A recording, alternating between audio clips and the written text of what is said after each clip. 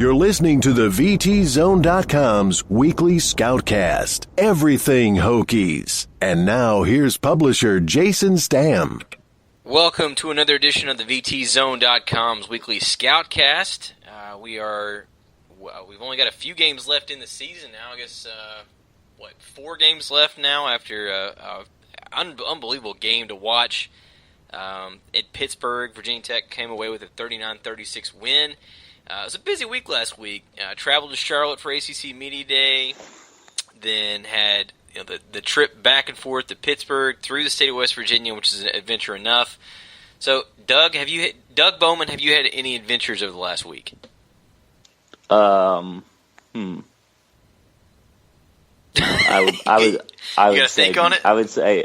would say no. And we didn't have Derrick Skip Hopkins on here last week, and I was telling him before we started, I don't know if this would be iHeartRadio worthy if we didn't have him 2 weeks in a row. So, Skip, how was your week off from the podcast? What adventures did you get in since the last time we talked to you on here? Nothing. A lot of sleep, man. I had to rest up. You're talking about sleeping now. Sleeping, a lot of coaching going on, man. So you need some rest. So yeah, man, I like that. No, that's true though. I know those springers are keeping you busy. Yeah, man, keep me real busy. But then I didn't go on any real adventures. Just a lot of dreaming, but that's about it. Well, did you at least have time to catch Tech play the last couple of weeks? Yeah, I did. Yep. I was at the Miami game and I watched them from my couch here in my house against Pittsburgh. So what did you think of the Pitt game? I mean, what differences did you see? I mean, obviously, I was telling Doug it was a shame we didn't have you last week because the defense was so dominant against Miami. They weren't quite as dominant this time, but they did. To me, they did just enough to get that win. Yeah, they did just enough. Against Miami, the D-line, they had a lot of pressure. We had like 8 sacks. And the quarterback named Kaya, he couldn't really do much. Because he was getting sacked all over the place. Against Pittsburgh, the quarterback had a lot of time, so he was able to do, able to pass the ball. The pocket was good all night pretty much, so he was able to do a little bit more than the Miami's quarterback. But we made it work, and I'm just glad we got a win. And Doug, I don't know how it looked from the comfort of your couch there, but that was an unbelievable game to watch in person. I mean, just back and forth, and it was kind of. I know it had to be disheartening for Hokies fans. They had to settle for so many field goals, but I mean, that one field goal ended up being the difference in that. Yeah, I mean, it was definitely a crazy back and forth game. I mean, you think about that first portion when it kind of felt like Tech should be up 21-0, and said they were only up 9-0, and then Tech played pretty well there that first portion, and then all of a sudden they're losing, what was it, 16-14 at one point. Mm-hmm. So yeah, and then obviously the second half kind of picked up the pace in terms of scoring and all that, and just going back and forth, and Evans getting hurt and Motley coming in and Evans coming back in, just a roller coaster of a game. Well, and I don't know how much you could tell it from TV, but I was down on the field before the game, and that wind was just swirling. I mean, I'm watching. It was coming from the end that was next to the river, that end of the stadium that's open a little bit, and I'm watching, Ludwig and Sly kicking pregame, and as soon as they get a ball up in the air, it's just swirling all over the place, and I'm watching the guys warm up, punt return, and they were having all kinds of issues trying to find that ball. So to me, that made it even more amazing that Joey Sly was able to have the success he was. I know they weren't any, it's not like he tried any 50-yarders, but still, into that win, I thought it was pretty impressive. Yeah, if you saw the win pregame and said Joey Sly is going to make 6 field goals or whatever it was, 7 field. How many did he end up making? 6 field goals, yeah. 6, yeah. 6 and 3 extra points. Yeah, he said Joey Sly was going to score 21 points, and then I think most people would think he'd be crazy. Skip, have you ever kicked in the wind before?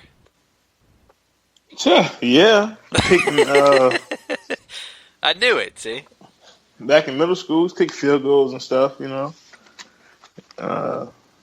Not much win like it was in Pittsburgh, but yeah, I used to kick back in my day. Used to get it in, did it all. So, 0 for 1, so but, what happened? What happened to your field goal kicking career? I went 0 for 1, and my coach said, "Nah, we're not gonna do that again." So, I used to kick in practice a lot. Yeah, man. I was like, "Coach, man, there's one field goal. Just why I left?" I'm like, "Give me another shot." He was like, "Nah, man, we'll just go for 2 now." Skip, I did want to ask you. Man. I did want to ask you.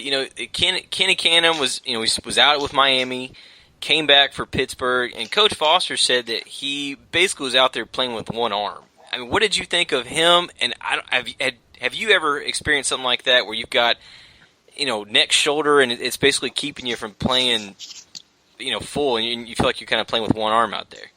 Well, I'm gonna start with Ken. He played well. I know he's battling injuries and battling a lot of things, but he played well. He got some pressure at times. But yeah, playing when you got injuries, I mean, it's tough. I remember what year was it?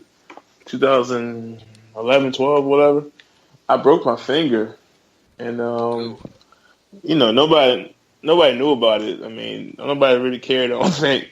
I told the trainers, it was against Georgia Tech. You know how they cut block and all that stuff like that. So I jammed it real bad, and literally my finger was the size of a candle. It was literally the size of a candle. It was fat. It was touching my other fingers.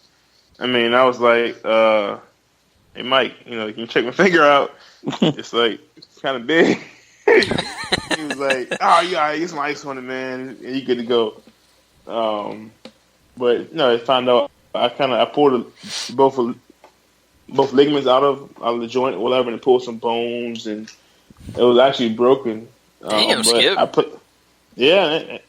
Nobody knew about it. I didn't. Nobody really cared about my injuries. I was hurt a lot, but nobody really knew about it. I just played through my injuries. You couldn't really tell. Mm-hmm. So you still went out and dominated anyway, right? I still went out and played, man. I did my usual, hurt ankles or whatever. But I was blessed. It was never nothing that was major, like my brother, ACL and stuff like that. It was all ankle sprain or broken finger, stuff like that. But yeah, man, I played through some pain. Man, you've been there, done that. So Ken needs to be calling you for advice, right? Nah, he got a lot of good people there up at Tech, man. He can call me, whatever, but he got a lot of people that's giving him good advice up there, so I'm sure he's fine. So Skip, I mean, obviously, I know you didn't play DB, but I know you're seeing what's going on back there in the secondary, and it's been, 3 games in a row where they've given up, more big plays than I know Coach Foster is happy with. So, from what you're seeing, to you, what's going on back there? Why are they giving up so many big plays on defense? I'm not sure. I mean, most of the time, with teams giving up big plays is miscommunication. Guys thinking, I got help over top, or guys thinking, I got hook the curl, be supposed to have the flat, stuff like that. So just better communication. I know the coaches have them prepared, but just seeing it and actually lining up and running the plays and the scheme the Coach Foster wants to do. But the biggest thing is probably communication. You just got to talk and make sure everybody's on the same page and not one person thinking this and the other person thinking something else. Everybody has to be as on one accord as one unit. And secondary, because as a DB, you're the last resort. The lineman mess up, I mean, you got somebody behind you that can, make up for you. But if a DB get beat, it's a touchdown, baby. It's like, it's a Yeah. touchdown. Lineman missed a tackle. 9 times out of 10, you got somebody that can catch the guy that's running the ball, or catch the running back that you get cut off. You got a DB that can cut him and get him down. 30-yard gain, whatever the case may be. But DB missed a tackle. That's 6 points, man. But yeah, it's probably communication. That's I'd say that's probably the biggest thing, communication. Doug, how worried are you that it's happened 3 games in a row? Like I was thinking Syracuse, just because of that offense, and we know what kind of players, and that was a wash of a game anyway. But it keeps happening. So 3 games in a row. How concerned are you that they can't seem to stop that big play? Yeah, I think you definitely have to be a little more concerned than probably a month ago. I mean, you talked about 3 games in a row, and whether it was the 3 or 4 broken plays against Miami, or that one long, I think it was 72 yards right before halftime that Pittsburgh had. Those are big plays that could really change the game. And now that it's happened 3 times in a row, I mean, if Pittsburgh had one more of those, you probably would have seen a completely different game. They probably would have won the game if they had one more. So,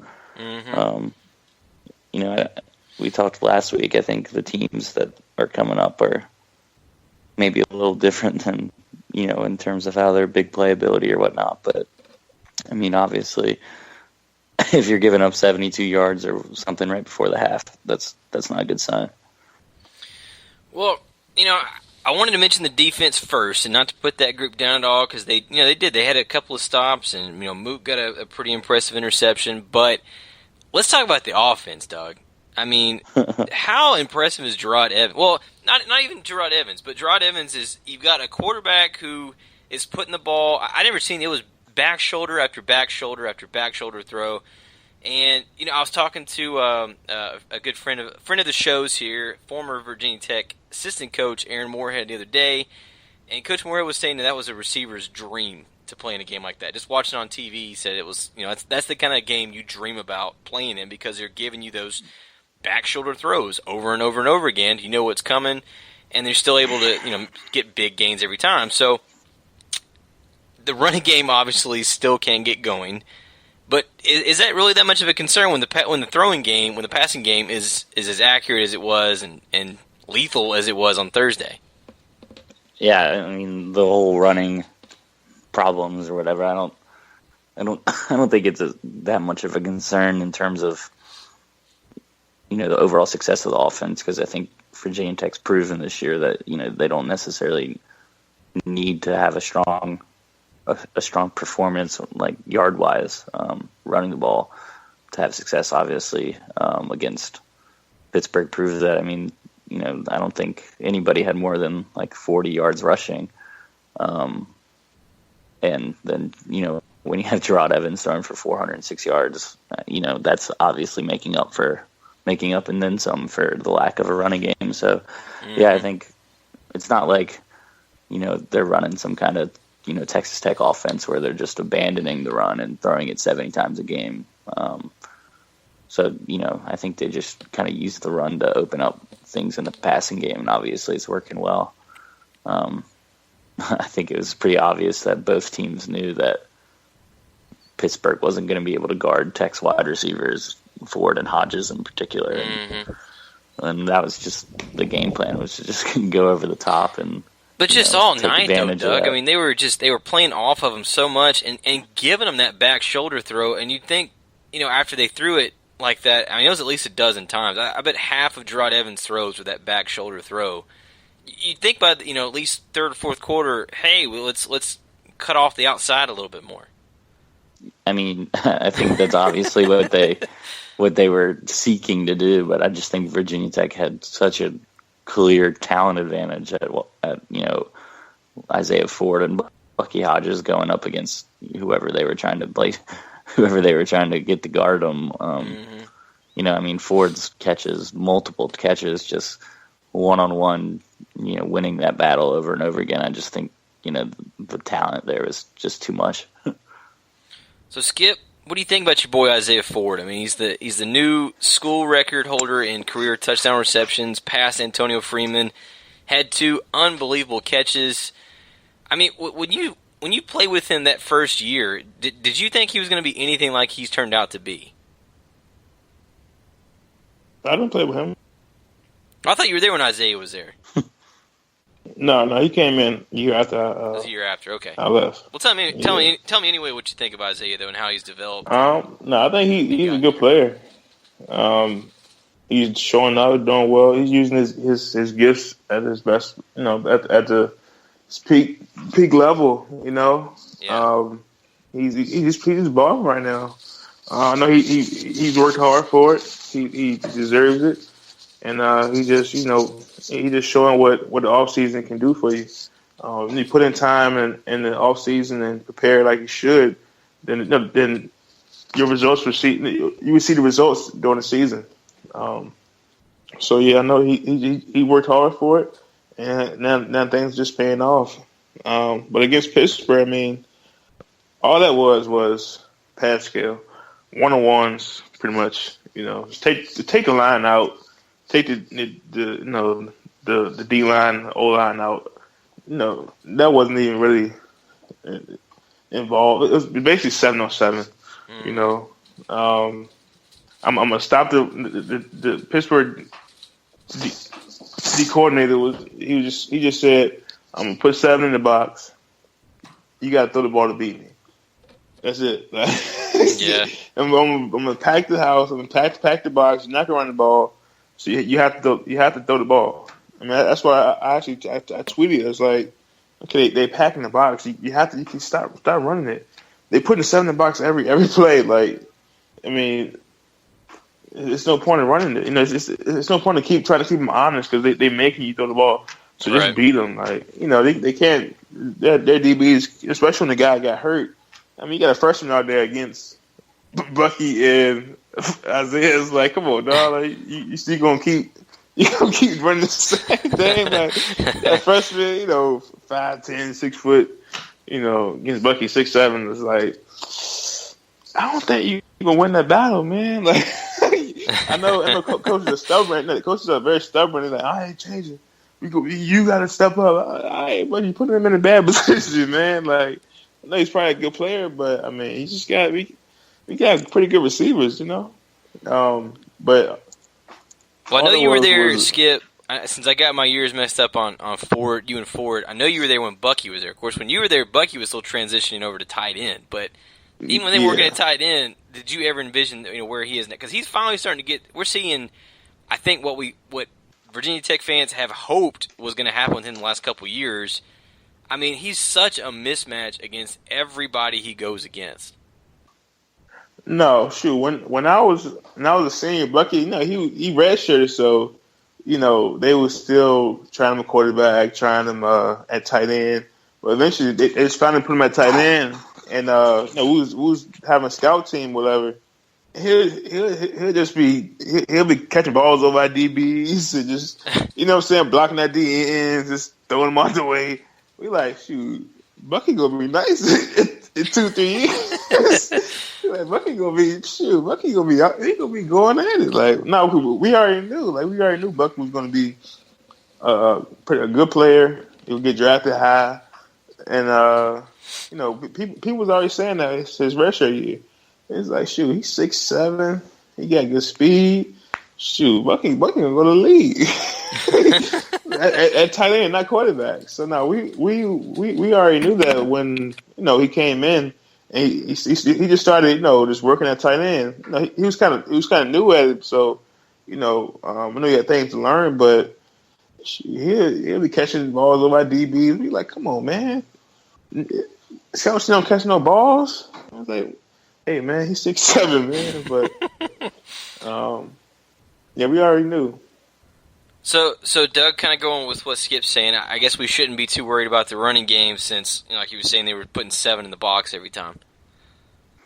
Yeah, I mean, obviously, you know, just last week against, you know, Miami, Trayvon McMillan had, 130 yards rushing, so I mean, I think in this case, it was just a case of, Pittsburgh loading up against the run. And, I really think you have to give credit to Fuente and Cornelsen for the game plan. It wasn't like the game started and it was an in-game adjustment that, they all of a sudden they realized that nobody was going to be able to guard Hot Bucky and Isaiah Ford. I mean, it was pretty clear from pretty much the first snap that was the plan going into the game. So I don't know how much they really expected to get on the ground with what Pittsburgh was doing and kind of the advantage that they had, on the perimeter. So, Skip, we got Duke this weekend at Duke. I don't want to get too far ahead of ourselves. I feel like we did that already. I think Doug and I were both guilty talking Miami up for a few weeks here ahead of time. So let's just stick with Duke. That's what we're supposed to do. Yeah. Skip, what do you think about the matchup with Duke? I mean, you got Duke at Duke. It's one of those scary games, man. Because you're playing Duke at Duke. Duke, it's not a place that you want to play at. The stadium's small. The fans don't show up. It's just like, hopefully it's not cold. You're hoping for good weather. One time we played Duke, it was like 30-some degrees. It was cold. It was whack. It was boring. It was like, man, do we have to play Duke right now? It's Duke. Oh, we got to pay these guys, right? Can we go back to Blacksburg? It's like 30,000 people there. It's like, okay. All right, we got to do it. Let's go. Let's go out there and do it. It's Duke at Duke. It's one of those scary games that, if you can, it's like one of those trap games. It's like, you better than the team, but it's one of those games you really got to focus in and stay attentional or doing the little things right, because Duke is very fundamental. They're gonna do everything right. They might not be the most talented in certain areas, but they could be technique sound, and anything that you do wrong, they're gonna take advantage of it. So you got to be cautious of you can't do nothing, fumbles and personal fouls, offsides, and all those kind of things like that. If you go in focused and ready to play, then you'd be fine. But it's one of those games, trap games, where if you keep them in the game, if it's tight throughout the whole game, then Duke might come away with it at the end. But Duke get Duke, man. It'd be a trap game. So Doug, I will say, if nothing else, the thing to really keep in mind is, the Blue Devils are really, really banged up right now. I don't know if you saw it today. Yeah. They had another season-ending injury. Jayla Duncan, who's been, I think, their leading rusher, 450 yards, 6 touchdowns, ruptured his Achilles tendon against Georgia Tech on Saturday, so he's done. Thomas Sirk, the quarterback's done. Devon Edwards, the start, senior safety. Those three, all three of those guys were captains. All three done for the year. So, how much does that, dampen or even explain, I guess, what Duke's how much they've struggled this year?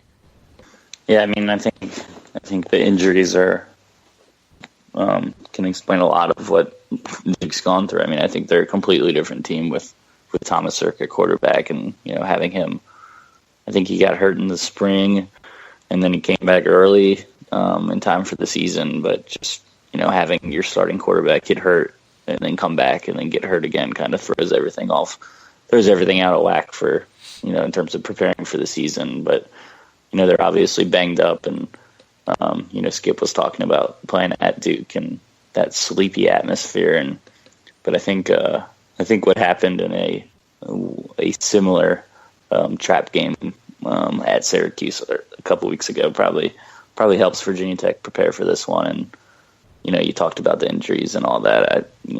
I think unless big plays come out of nowhere, or big plays occur again, I guess.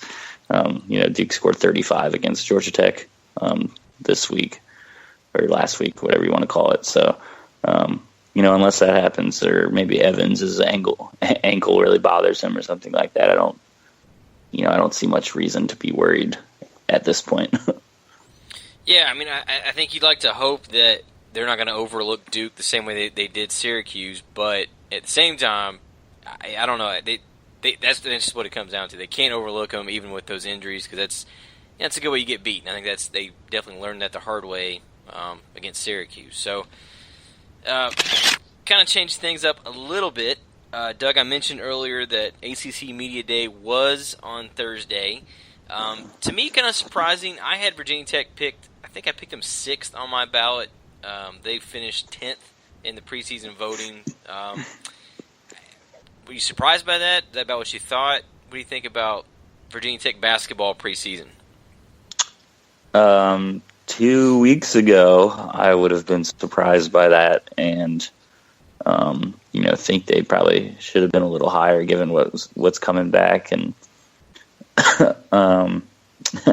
and all that. But over the last 2 weeks, we've heard about injuries to Kerry Blackshear and now Zach Leday, and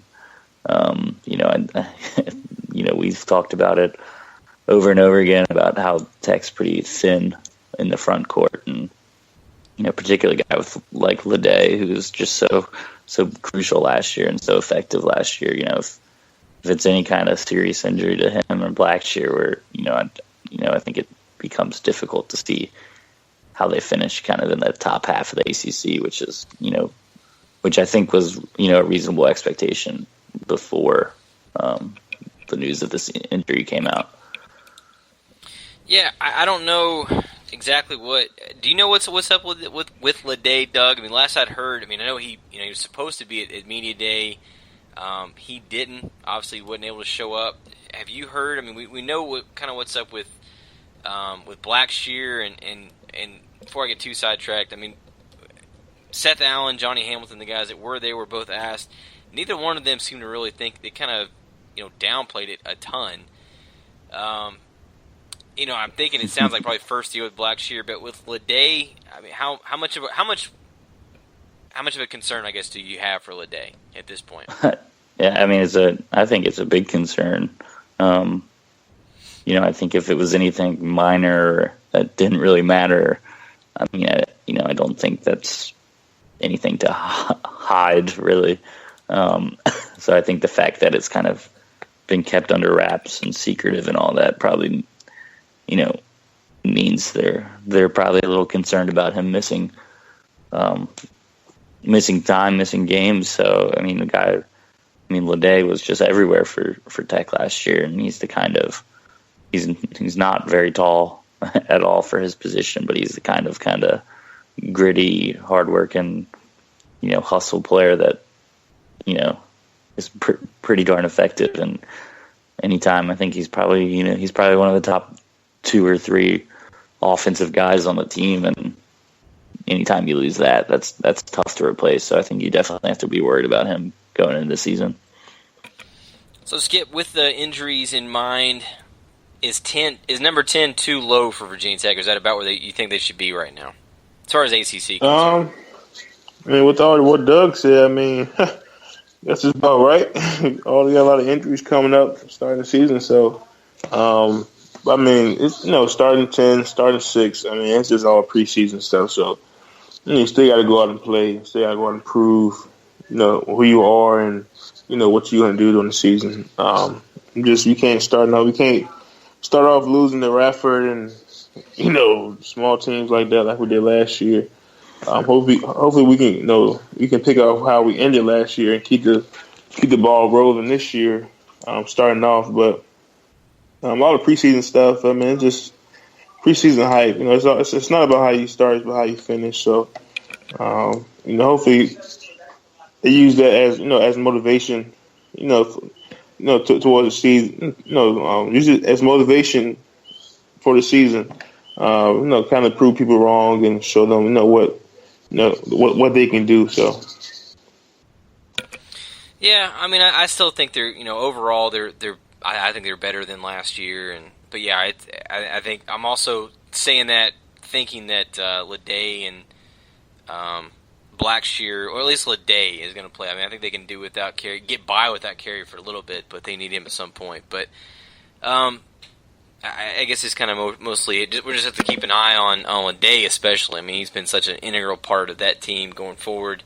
Doug, I don't want to do too pessimistic here, but let's say worst case scenario that Leday can't go for a little bit. How much does that hurt? They're going to have to go small, but how different does that make Virginia Tech, even their outlook, if he can't go for some extended amount of time?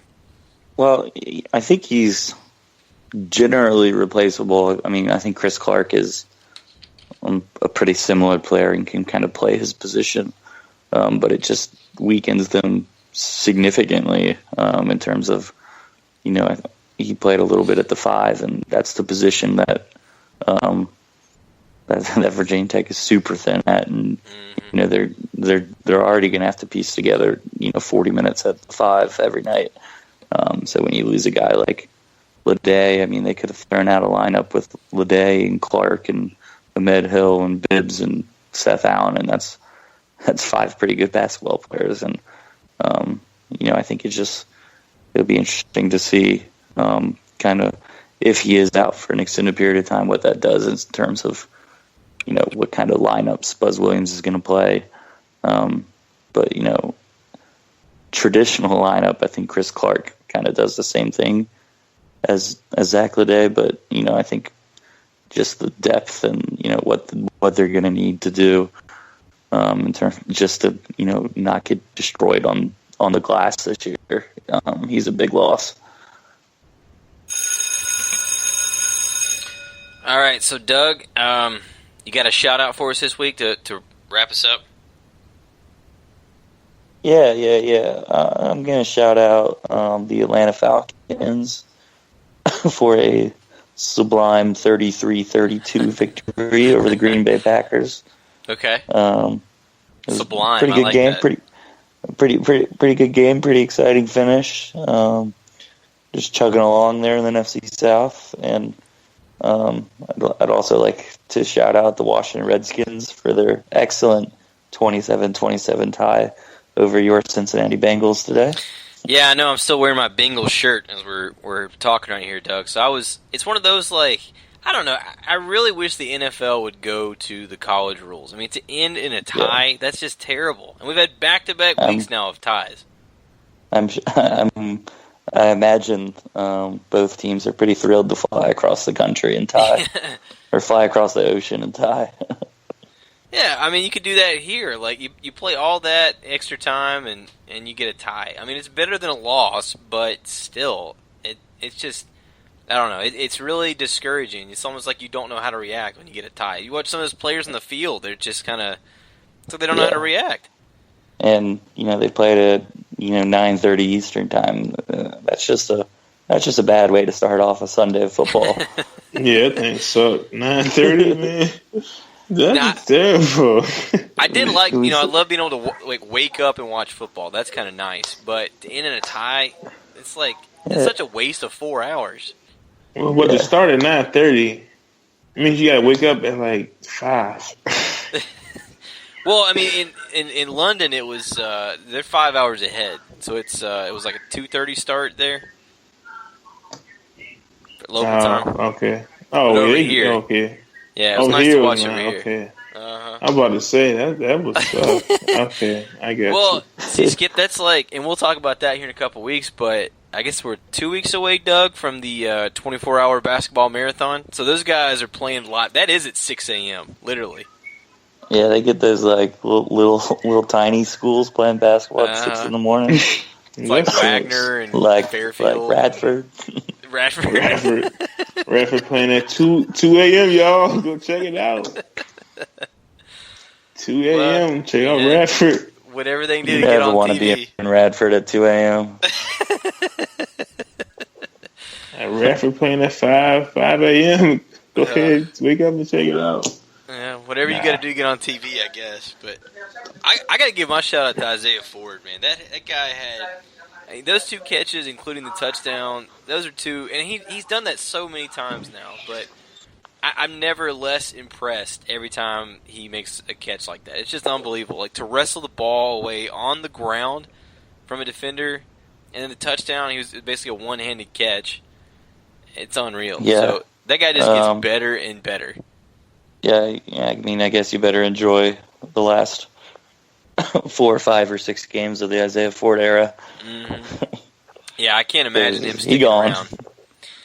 I mean, he's looking at. I still think he's like a 3rd-round pick. I don't know about you guys. I think he's 3rd round for sure, and could move up based on how he finishes, based on a good combine. He could be as high as a 2nd-round pick. I don't think he's going to get in the 1st round, but I think he's going to be a very good pickup for somebody.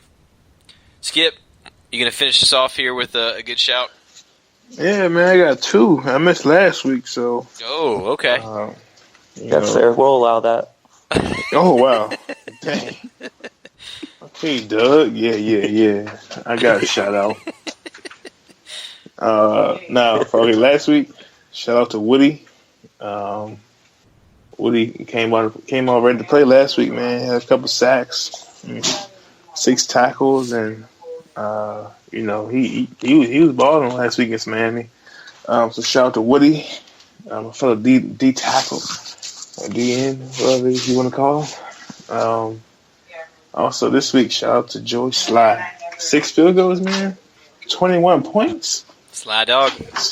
Sly dog. 21 points in the game. Yeah, they highlight tape of him. Yeah, it was a very good night for Sly. I mean, he set that. Oh no, I think he tied the record, didn't he, Doug, for like most points by a kicker in a game at Tech.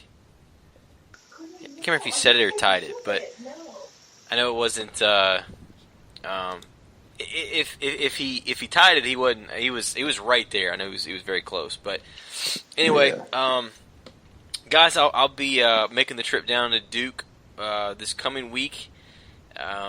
Again, we'll be having all kinds of pregame stuff for that. Doug always has his awesome primer to get everybody ready.